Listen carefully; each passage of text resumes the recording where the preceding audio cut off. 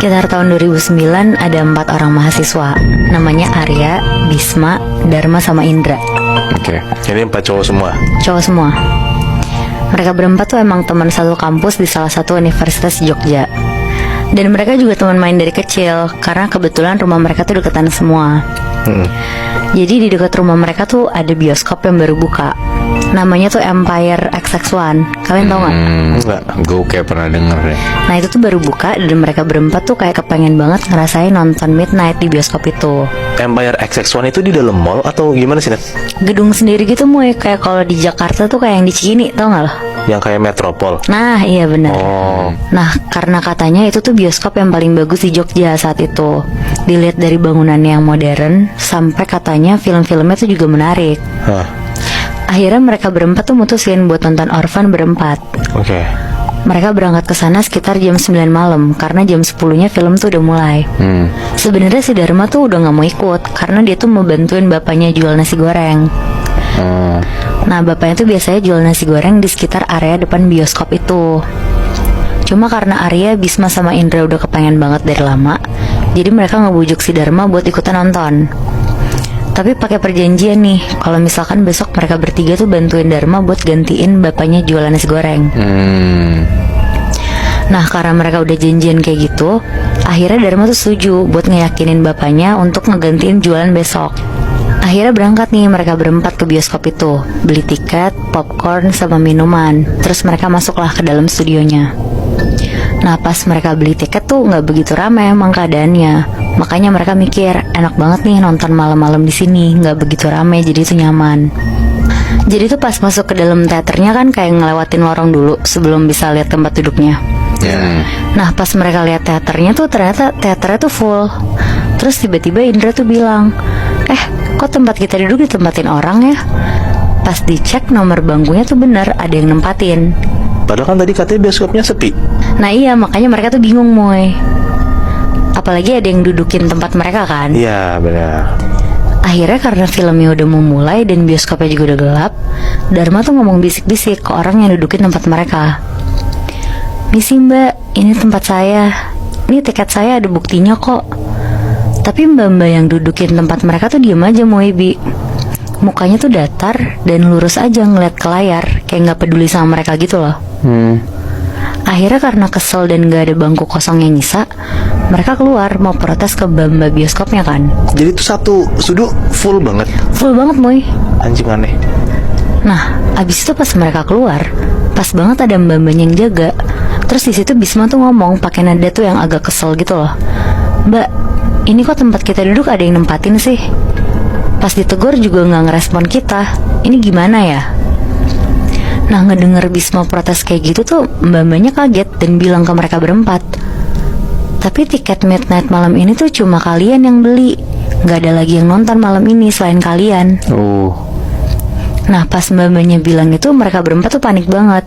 Arya langsung ngomong, tapi di dalam itu tuh penuh mbak, gak ada kursi kosong sama sekali. Tapi ya mbak-mbaknya tetap bilang, beneran mas mau ngecek sama saya ke dalam. Akhirnya karena mereka juga jadinya jiper, ya udahlah mereka nggak jadi mau nonton, terus pengen pulang aja bawaannya. Akhirnya sesampainya mereka ke rumah masing-masing, Dharma tuh langsung cerita ke bapaknya kalau tadi mereka tuh mau nonton di bioskop, tapi penuh. Padahal kata mbak-mbaknya tuh nggak ada orang lagi selain mereka yang mau nonton film itu. Pas denger itu bapaknya tuh diem aja dan bilang, ya udah besok-besok nonton pas siang-siang aja Dar. Lagian ada-ada aja, mending bantuin bapak jualan tadi. Sana Gi, kamu mandi terus sholat. Akhirnya Dharma mandi, sholat terus tidur. Besokannya mereka berempat tuh ada kelas kayak dari jam 1 siang sampai jam 4 sore. Mereka berempat di kampus masih ngomongin hal yang terjadi semalam gitu loh. Sampai mereka tuh cerita ke teman-teman mereka kalau bioskop itu tuh serem banget. Tapi mana ada yang percaya kan. Akhirnya setelah mereka ngampus, Dharma tuh ngingetin lagi ke Arya, Bisma sama Indra kalau jam 7 malam nanti tuh jangan lupa buat bantuin jualan nasi goreng. Karena kan kemarin emang janjinya kayak gitu kan. Akhirnya mereka pulang nih ke rumah masing-masing. Terus karena udah janji, mereka ketemuan lah jam 7 malam di area depan bioskop mereka kemarin. Dharma ngedorong gerobak dari rumahnya, karena rumahnya Dharma tuh juga deket banget. Akhirnya dia tuh nyampe duluan. Gak lama Arya, Bisma sama Indra tuh pada datang. Tapi karena sebenarnya mereka juga pada penasaran sama orang-orang yang datang ke gedung bioskop itu, akhirnya mereka tuh sambil bantu jualan, sambil ngeliatin orang-orang yang masuk. Sekitar jam 10 malam, mereka lihat satu-satu tuh. Oh, itu tuh ada yang turun dari mobil. Itu orang kan, bukan setan. Sambil ketawa-tawa kayak bercanda gitu lah mereka. Tapi ya mereka tuh juga gak ngeliat apa-apa yang mencurigakan gitu loh. Akhirnya mereka tuh lanjut jualan aja berempat. Sampai Dharma tuh bilang, jam 12 kita cabut deh yuk. Nah sekitar jam 12 kurang, tiba-tiba ada perempuan yang mau beli. Pas Arya nengok, Arya tuh bilang sambil bisik-bisik, itu mbak-mbak yang kemarin nempatin tempat kita. Tapi ya namanya juga pelanggan kan Moibi. Dharma tuh bilang, udah biarin, jangan berisik. Akhirnya karena perempuan ini cuma sendiri, yang ngelayanin perempuan ini tuh Dharma. Terus Arya sama yang lain tuh duduk di pinggiran. Ya walaupun sebenarnya Arya, Bisma sama Indra tuh agak takut juga, karena kemarin kan katanya nggak ada siapa-siapa kan. Tapi ya udah, karena mereka juga berempat, mereka beranilah. Akhirnya Dharma bilang, mau pesan apa mbak? Terus mbak-mbaknya itu bilang, mau pesan nasi gorengnya 1 ya mas. Nah terus Dharma jawab sambil sibuk nyalain kompor, oke mbak, pedes atau enggak? Terus si mbaknya tuh jawab, pedes mas, tapi yang gosong ya, segosong badan saya. Dengar itu Dharma tuh langsung lihat ke arah muka mbak-mbaknya. Di situ mbak-mbaknya tuh berubah, satu badannya tuh gosong kayak kebakar. Bangsat. Dari muka sampai kakinya, bahkan bajunya tuh juga robek-robek gitu Moibi. Anjing serem banget. Terus Dharma tuh teriak dan lari ke tempat duduk Arya sama yang lain. Ditanyalah sama Arya, Bisma sama Indra, woi kenapa Dar? Dharma bilang, itu lihat mbak-mbaknya gosong. Tapi pas mereka bertiga lihat tuh mbak-mbaknya itu tuh udah nggak ada. Akhirnya mereka tuh langsung cepet-cepet beberes, bener-bener langsung pulang ke rumah masing-masing. Pas Dharma udah sampai di rumah, Dharma tuh ceritain langsung ke bapaknya apa yang dia lihat tadi kan. Tapi lagi-lagi bapaknya ini tuh diem aja dan bilang ke Dharma hal yang sama kayak kemarin yang diomongin. Dharma disuruh mandi dan langsung sholat. Akhirnya karena Dharma kesel sama bapaknya, dia cuma mandi tapi dia tuh gak sholat. Dia langsung tidur. Pas dia matiin lampu kamarnya dan udah pakai selimut buat mau tidur, dia merem nih. Tapi pas banget baru mau merem, Dharma tuh denger ada suara perempuan ngomong, mas, nasi goreng saya yang gosong mana? Serem banget bangsat. Dharma loncat dari tempat tidur dan langsung nyalain lampu. Dia lari bener-bener langsung keluar nyamperin bapaknya. Dharma teriak-teriak, pak, mbak-mbak yang tadi ada di kamar Dharma pak, tolong pak. Akhirnya Dharma tuh ditenangin sama bapaknya, terus diceritain lah sama bapaknya. Jadi sekitar tahun 1999 ada kebakaran yang memakan 15 korban jiwa yang habis kebakar di bioskop tempat mereka nonton kemarin. Nah dulu tuh namanya bioskop Regent. Ada 4 orang yang sampai sekarang tuh gak ketemu jasadnya. Nah kenapa Dharma sama teman-temannya itu diganggu? Karena ada kepercayaan kalau ada 4 orang yang datang ke bioskop itu pasti ditampakin sama sosok 4 orang yang sampai sekarang tuh gak ditemuin jasadnya. Wah anjing. Oh berarti si cewek ini salah satu dari korban yang belum ketemu. Iya bener Bi. Bangsat. Lu bayangin aja Mui, si cewek ini bilang, mas, nasi gorengnya tolong yang gosong, segosong badan saya. Anjing. Iya soalnya menurut gue kayaknya gak banyak orang tahu Bi kalau misalnya bioskop ini angker. Tapi ternyata angker kan. Gue jadi penasaran sih, di mana lagi ya tempat di Jogja yang orang-orang tuh gak banyak tahu kalau misalnya tuh angker, tapi ternyata tempat itu menyimpan banyak banget kejadian mistis di sana.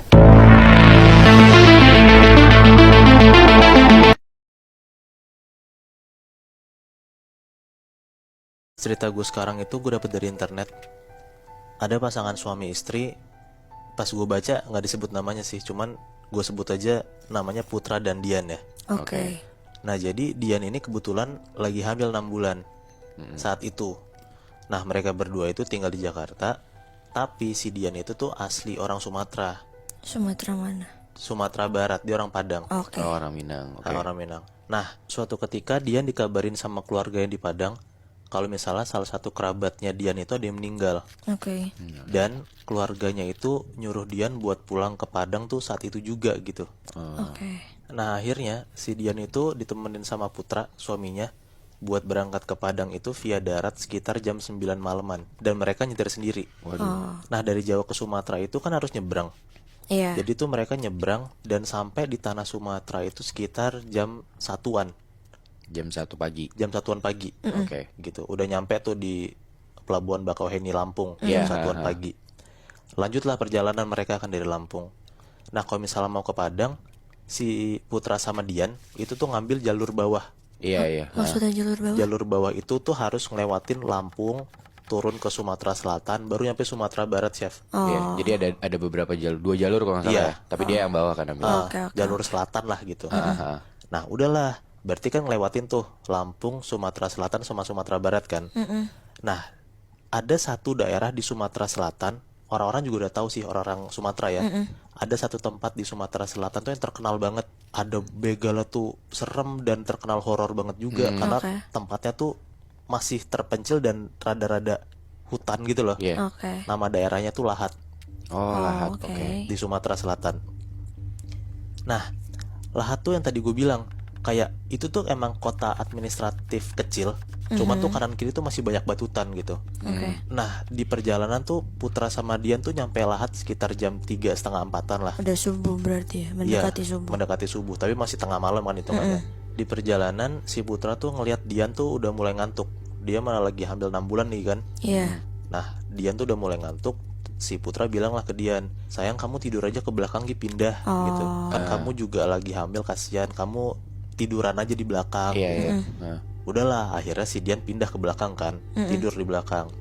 Nah, jadi si Putra kan nyetir sendirian tuh karena si Dian tidur kan. Iya. Jadi selama hampir setengah jam pas si Dian udah pindah ke belakang, Dian tuh kebangun. Bilanglah ke Putra, sayang kalau misalnya ada pom bensin tolong berhenti ya, aku kebelet pipis. Oke. Ketemulah pom bensin di daerah Lahat dan di tempatnya tuh masih di hutan gitu ya. Oke. Nah nyampe lah si Putra akan ketemu pom bensin tuh. Nah terus si Putra bilang sama Dian, kamu mau ditemenin nggak? Kata Dian, udah nggak usah, nggak apa-apa, kamu tunggu mobil aja gitu.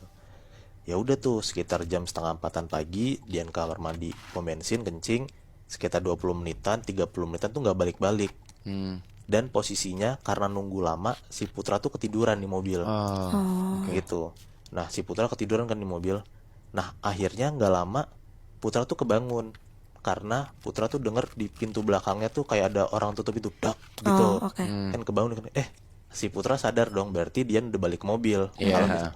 Karena ada pintu mobil ketutup kan. Iya, ada suara itu kan. Si Putra ngomong, ya udah yang kamu tidur lagi aja, kita jalan lagi ya. Gitu. Udah, si Putra sama Dian jalan lagi tuh, tapi dengan posisi si Dian di belakang, Putra nyetir sendiri di depan. Nah, pas lagi nyetir, si Putra tuh nyium kayak ada bau melati, tiba-tiba nyenget banget ke hidungnya dia gitu. Nah, si Putra tuh kaget dan takut karena lo bayangin di tengah malam kanan kiri di tempat yang orang-orang jarang lewatin dan posisi tuh gelap banget ya. Iya, benar, Nggak ada yang lewat sama sekali. Si Putra doang yang melek, si Putra nyium pula ada bau melati tiba-tiba kan. Nah, si Putra tuh ngerasa dia tuh mau ngebangunin Dian tidur, cuman nggak enak gitu. Kasian juga Kasian gak juga sih? kan. Nah, pas si Putra mau ngebangunin, gak lama melatinya baunya hilang. Oke. Udahlah, si Putra karena udah rada deg-degan ngebut tuh nyetirnya dia. Pas lagi ngebut, tiba-tiba si Putra nyium lagi bau melati itu, gitu. Si Putra tuh nyium melati berbarengan sama si Putra sadar kalau misalnya tuh Dian bangun karena di belakang mobilnya tuh udah gerasak gerusuk, ada Ya intinya ada pergerakan lah ada ya. pergerakan lah gitu. Di tempat istrinya duduk gitu. Di jok belakang kan. Nah, Putra lumayan tenang karena pas cium bau melati kedua, bininya udah bangun, istrinya udah bangun. Nah, si Putra nanya langsung sama si Dian di belakang, sayang kamu nyium gak baunya? Gitu. Nah, si Dian tuh nggak jawab di belakang. Nah, kan rada hening tuh, karena si Dian nggak jawab pertanyaannya Putra.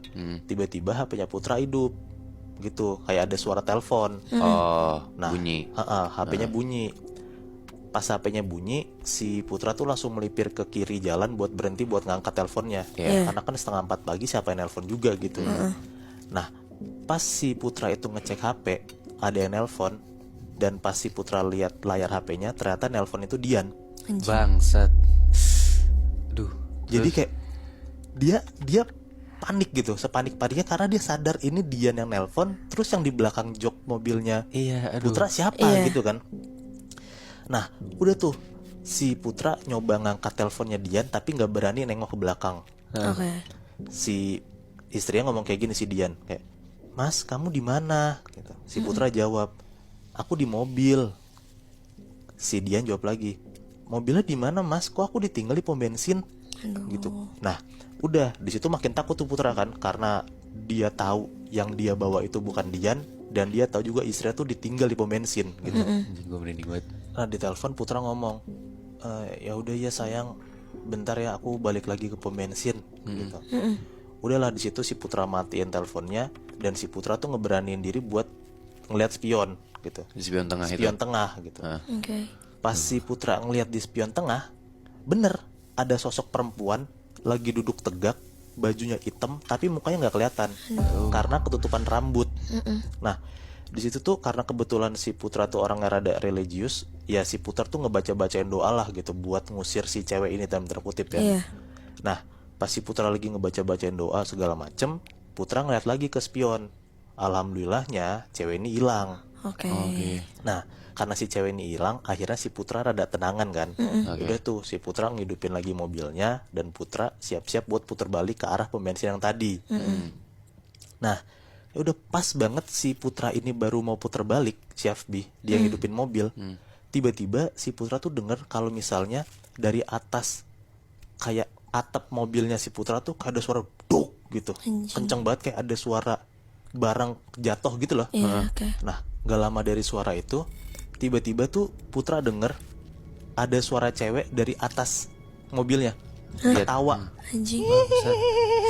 gitu. Wah, Putra tuh takut banget, dan Putra tuh ngelihat ke kaca depannya. Kalau misalnya kaca depannya tuh banyak banget rambut dari atas mobilnya, dan Putra tuh sadar kalau misalnya tuh rambut itu tuh rambut si cewek yang ada di belakang gitu. Di situ Putra panik, Putra tuh meremin mata dan dia tuh baca doa lagi. Baca doa lagi, baca doa lagi, baca doa lagi. Pas Putra melekin matanya dia, rambutnya hilang dan suaranya hilang. Oke. Nah, udah tuh nggak lama rambutnya hilang, suara hilang, Putra langsung putar balik dan jemput lagi istrinya. Jemput lagi si Dian ke pom bensin. Nah, sampai di pom bensin, si Putra tuh nggak lihat ada si Dian gitu. Si Putra langsung nelfon Dian lah. Iya. "Dian, kamu di mana?" gitu. Si Dian langsung ngomong, "Mas, tolongin aku, Mas, perut aku sakit." gitu. Dia tanya lagi sama Putra kan, "Kamu di mana?" Dian bilang, "Aku di kamar mandi, Mas, sini." Udahlah, si Putra akhirnya jalan ke kamar mandi. Nah, karena si Dian ada di kamar mandi cewek, ya Putra nggak enak dong buat masuk. Nah, si Dian nyaut lagi, "Mas, aku di dalam, sini." gitu. Nah, si Putra tuh denger kalau misalnya dari salah satu dari bilik WC-nya itu ada suara Dian emang. Oke. Nah, ya udahlah, si Putra ngeberaniin diri buat masuk, kebetulan lagi sepi juga. Si Putra ngedeketin lagi ke pintu bilik WC-nya Dian. Dan pas Putra buka pintunya, bener-bener si Putra tuh kaget sekaget-kagetnya, pucet sepucet-pucetnya mukanya. Karena apa? Pas Putra lagi buka pintunya, dia tuh ngelihat si Dian itu lagi duduk di lantai WC. Dian tuh lagi nangis kesakitan. Dan lo tahu apa? Di belakang badannya Dian ada sosok kuntilanak tadi yang ada di belakang mobilnya Putra. Si sosok kuntilanak ini tuh lagi meluk Dian, dan tangan kuntilanak itu lagi ngelus-ngelusin perutnya Dian. Bangsat. Dan posisinya tuh si Dian gak bisa ngeliat, gak bisa ngeliat ada sosok kuntilanaknya di belakang. Yang ngeliat tuh cuma Putra doang. Oh, Dian nggak tahu. Dian tuh nggak tahu. Mungkin tuh Dian ngerasa kalau misalnya perutnya tuh lagi kesakitan aja, kayak lagi orang hamil Kontraksi biasa. lah ya. Iya. Tapi yang Putra lihat adalah sosok kuntilanak itu ada di belakang Dian dan lagi Ngelus-ngelus. ngelus-ngelusin perutnya Dian.